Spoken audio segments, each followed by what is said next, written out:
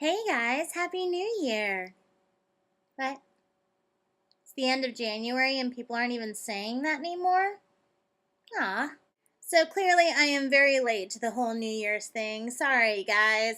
January's always been really tough for me.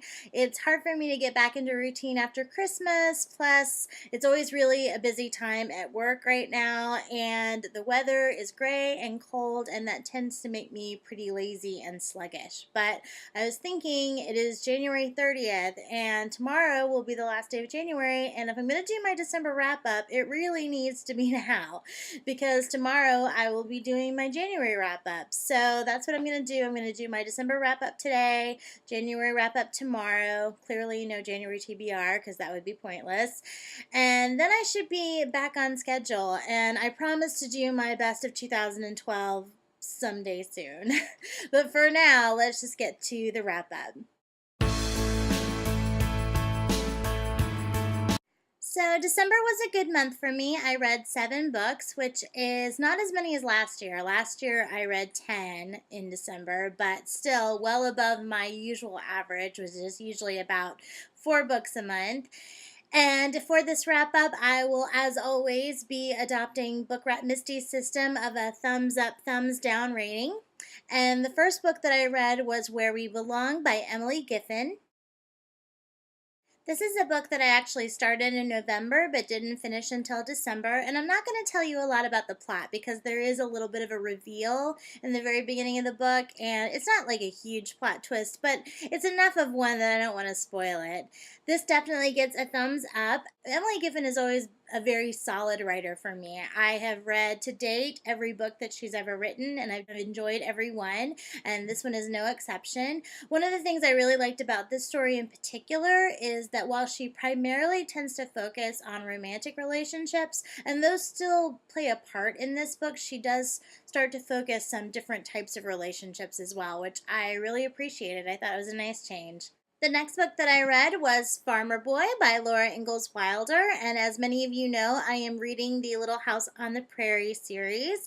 I actually read many of the books when I was young, but I found out that I hadn't actually read all the books. I just thought I had, so I'm now rereading the whole series, and Farmer Boy was actually one of the books that I missed the first go-round, and this one's a little bit of a departure because while she normally focuses on her own family and her own childhood, this is about Almanzo Wilder, who later became her husband. And just like every book in the series, this book is warm and cozy. And I mean, I love that she goes into so much detail about things. I mean, even like making butter, she goes into each individual step. So by the end of the book, you actually feel like you could make butter if you wanted to because you feel like you know exactly what needs to be done.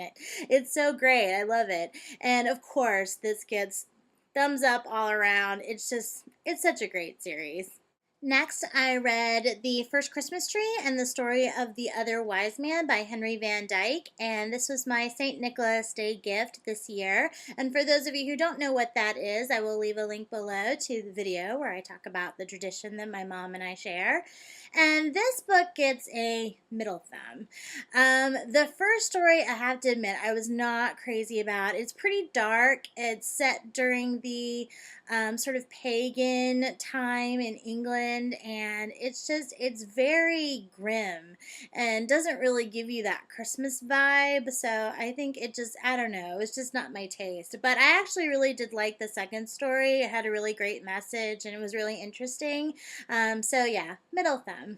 The next book that I read was The Paper Bag Christmas by Kevin Allen Milne, and this is a story about 2 brothers who get sort of tricked into volunteering at a local children's hospital, and they're kind of reluctant about it at first, but as they get to know the kids, they start to really enjoy it, and it definitely gets a thumbs up. It is one of those books that's just designed to make you cry. It's that sappy, emotionally manipulative, kind of simple story that you know you're just going to turn into a great big mush at the end. And it happened to me. I definitely dropped some tears at the end of this book. It's incredibly sweet and heart-wrenching and all of those things. It was the perfect book to read during the holidays, because I'm sort of already in that sort of emotionally ready state. Any other time,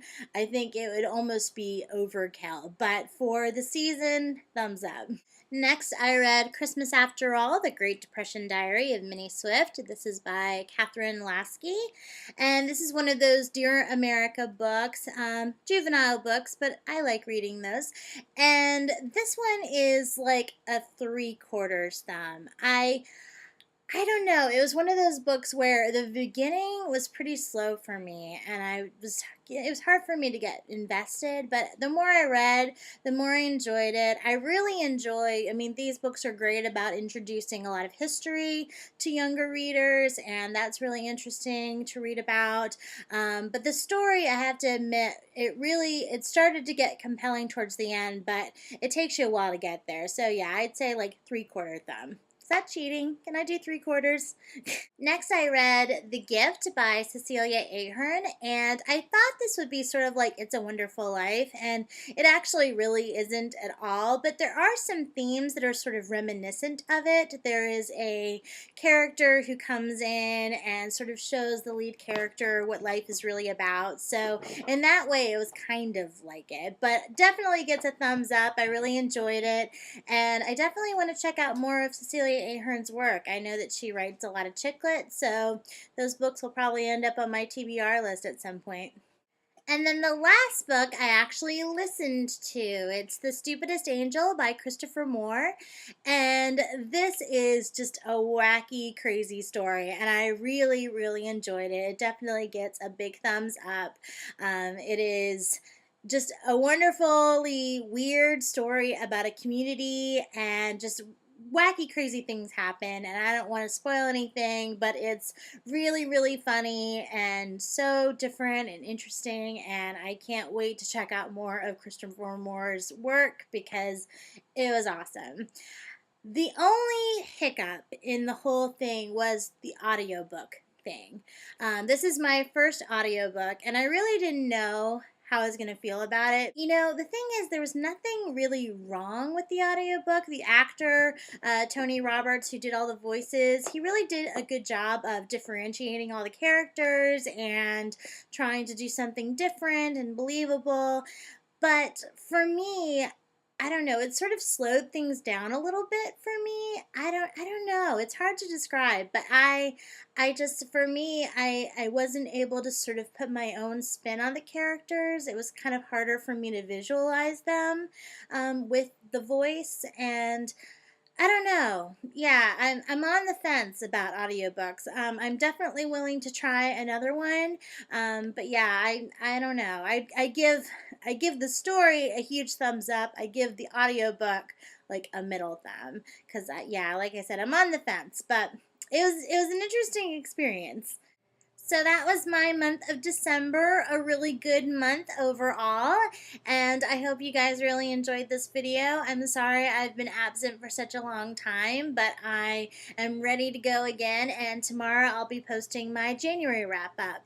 Have a good one, guys. Bye!